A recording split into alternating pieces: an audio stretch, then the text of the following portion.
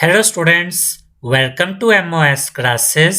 आज हम 8th class English NCERT की बुक हनी ड्यू के चैप्टर नंबर 10 द ग्रेट स्टोन फेस 2 को रीड करेंगे।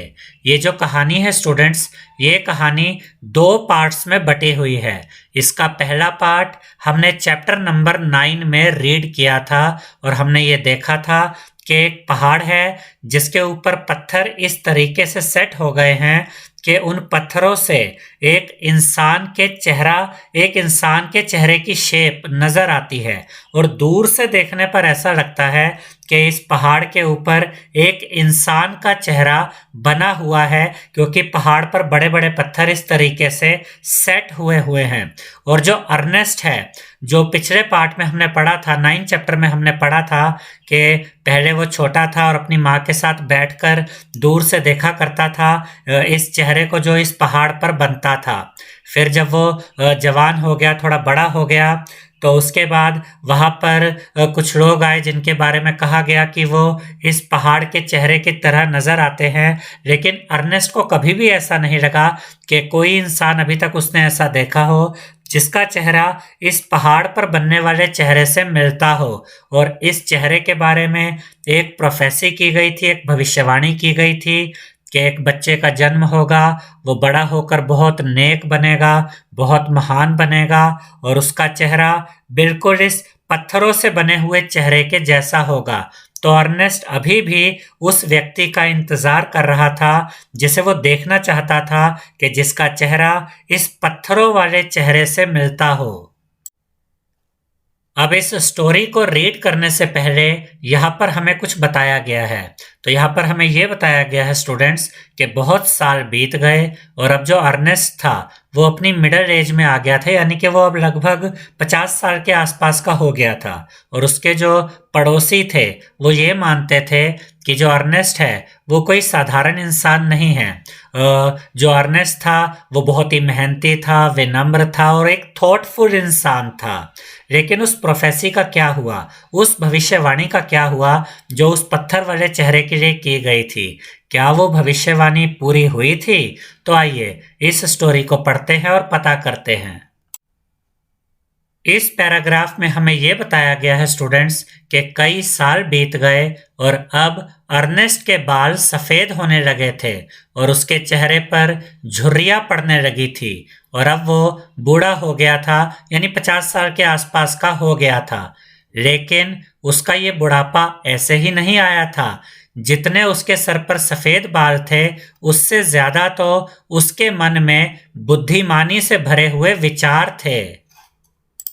और यहाँ पर हमें यह बताया गया है कि अर्नेस्ट फेमस हो गया था, यानी कि लगभग सभी लोग वहाँ घाटी में और घाटी के आसपास के लोग भी अर्नेस्ट को जानते थे। और कॉलेज के प्रोफेसर्स और वहाँ के बड़े बड़े लोग भी अर्नेस्ट से मिलने के लिए आते थे और अर्नेस्ट उनसे बड़े अच्छे से मिला करता था और उनसे खुलकर बातें किया करता था।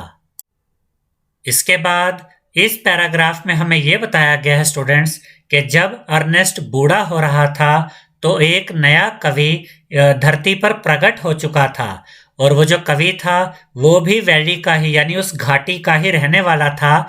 लेकिन उसके जीवन का ज्यादातर समय बाहर ही गुजरा था, दूसरी जगहों पर ही गुजरा था।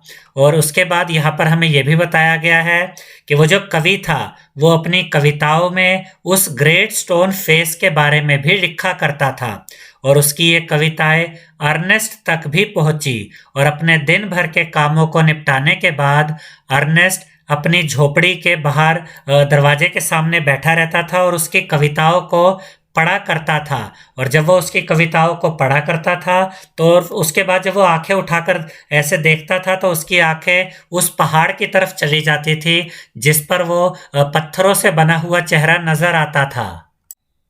इसके बाद इस पैराग्राफ में हमें यह बताया गया है स्टूडेंट्स कि वो जो पोएट था उस पोएट तक भी अर्नेस्ट की बातें पहुंची, यानी कि अर्नेस्ट की जो ख्याति थी वो बढ़ रही थी। लोग अर्नेस्ट के बारे में बातें करते थे और उसकी ये बातें पोएट तक भी पहुंची। तो पोएट के मन में ये आया कि मैं भी जाकर अर्नेस्ट से मिलूंगा। और गर्मियों का एक दिन था तब जो पोएट था वो अर्नेस्ट के घर आया और उसने देखा कि अर्नेस्ट के हाथ में एक बुक थी और अर्नेस्ट उसको पढ़ रहा था और बीच बीच में अर्नेस्ट उस ग्रेट स्टोन फेस की तरफ भी देख रहा था।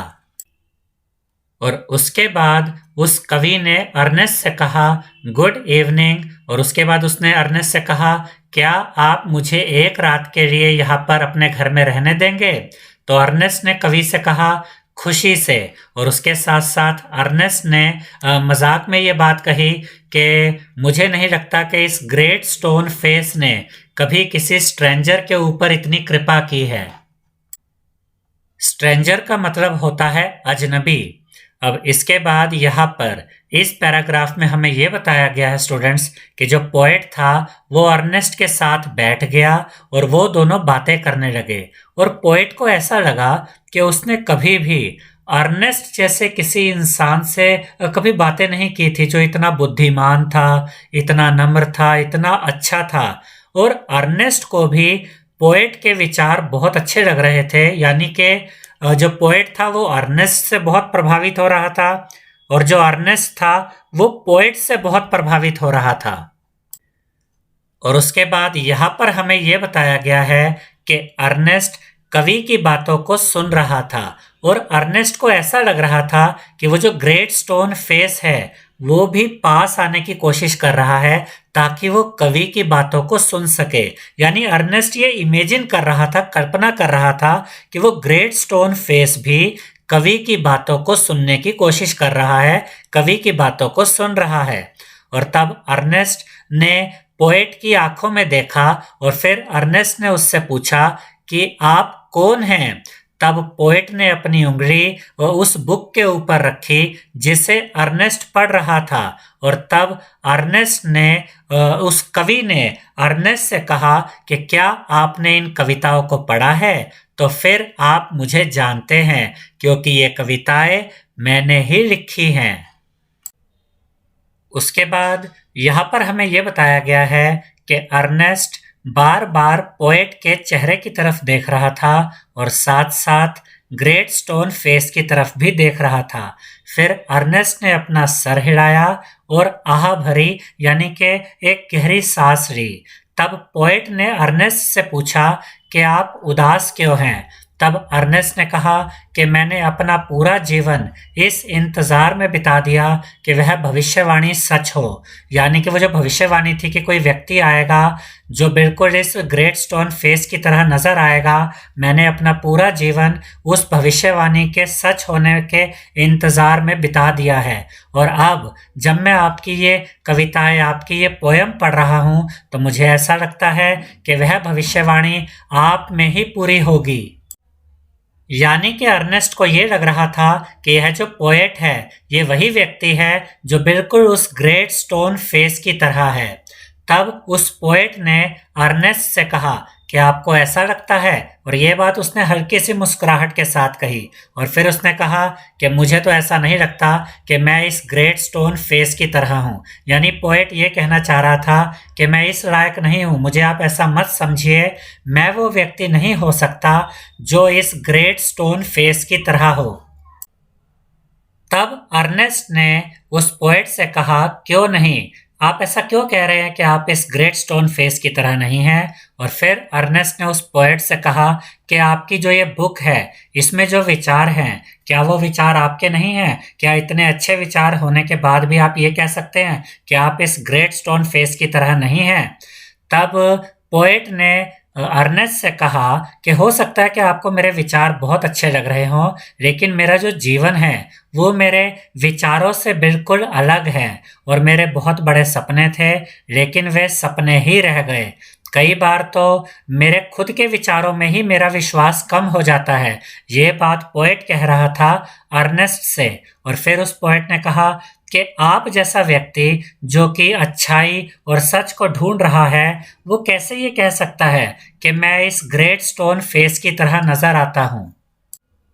यानी कि जो पोएट था वो अर्नेस्ट से ये कहना चाह रहा था कि हो सकता है कि मेरी बुक पढ़ने के बाद आपको लग रहा हो कि मेरे विचार बहुत अच्छे हैं, लेकिन मेरा जो जीवन है वो मेरे विचारों जैसा नहीं है। यानी मेरा जीवन उतना अच्छा नहीं है जितना कि आपको ये बुक पढ़ने से लग रहा है कि मेरे विचार बहुत अच्छे हैं तो मेरा जीवन भी अच्छा होगा, लेकिन मेरा जीवन उतना अच्छा नहीं है। तो मैं ये नहीं कह सकता कि मैं ही वो व्यक्ति हूँ जो इस ग्रेट स्टोन फेस की तरह हूँ। इसके बाद यहाँ पर हमें ये बताया गया है कि जब पोएट ये बातें कर रहा था तो उसकी आंखों में आंसू आ गए और अर्नेस्ट की आंखों में भी आंसू आ गए। और फिर शाम का समय हुआ और शाम के समय अर्नेस्ट अपने पड़ोसियों के साथ खुले मैदान में मिला करता था, उनसे बातें किया करता था। और उस समय यानी शाम के समय अर्नेस्ट पोएट को अपने साथ लेकर गया उस जगह पर जहां वह अपने पड़ोसियों से मिला करता था, उनसे बातें किया करता था, और उस जगह से ग्रेट स्टोन फेस भी नजर आता था। उसके बाद इस पैराग्राफ में हमें यह बताया गया है कि अर्नेस्ट ने बोलना शुरू किया, और अर्नेस्ट जब बोल रहा था तो उसने अपने दिल और अपनी दिमाग की बातें बताई, और उसके शब्दों में ताकत थी क्योंकि उसके शब्द सिर्फ शब्द नहीं थे बल्कि वो जीवन के शब्द थे। और उसके शब्दों में ताकत थी क्योंकि उसके शब्द उसके विचारों से मेल खाते थे, और उसके विचारों में ताकत थी क्योंकि उसके विचार और उसकी जो लाइफ थी वो एक दूसरे के साथ मैच करती थी। यानी ऐसा नहीं था कि वो सिर्फ ऐवे कुछ भी बोले जा रहा था, बल्कि वो जो कुछ भी बोल रहा था उसमें गहराई थी, सच्चाई थी, और उसका जीवन भी वैसा ही था।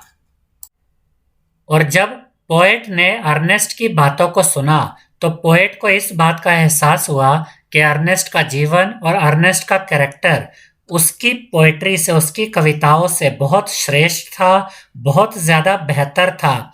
और फिर पोएट की आंखों में आंसू आ गए और वो अर्नेस्ट की तरफ देखे जा रहा था और उससे बहुत ज्यादा प्रभावित हो रहा था। और उसके बाद यहाँ पर इस पैराग्राफ में हमें ये बताया गया है कि धूप में यानी सूरज की रोशनी में ग्रेट स्टोन फेस दूर से बिल्कुल साफ नजर आ रहा था, और उसके चारों तरफ सफेद बादल थे जैसे कि अर्नेस्ट के सफेद बाल हो। और उसी समय पोएट को ऐसा लगा कि जो अर्नेस्ट का फेस है, जो अर्नेस्ट का चेहरा है, वो बहुत ही भव्य हो गया है। और उसने अपने दोनों हाथ ऊपर उठाए, पोएट ने अपने दोनों हाथ ऊपर उठाए और वो जोर से चिल्लाया, देखो देखो, अर्नेस्ट ही वो व्यक्ति है जो इस ग्रेट स्टोन फेस के जैसा है। और उसके बाद इस पैराग्राफ में हमें यह बताया गया है कि लोगों ने अर्नेस्ट की तरफ देखा और उन्होंने कहा कि हाँ, पोएट तो बिल्कुल सच कह रहा है और वो जो भविष्यवाणी थी वो पूरी हो गई है। लेकिन उसके बाद अर्नेस्ट ने क्या किया?